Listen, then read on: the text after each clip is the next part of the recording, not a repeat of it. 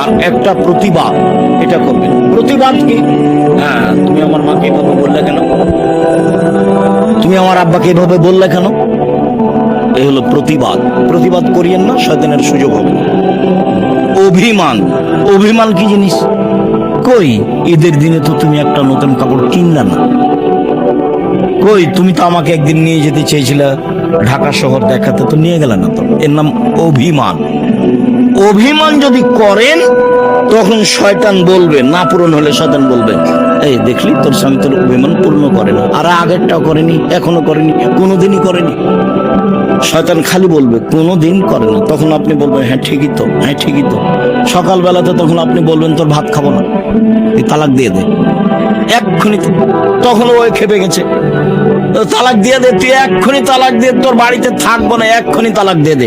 ও চাপে পড়েছে, যা এক তালাক, দুই তালাক দে, 1000 তালাক দিলাম, যা।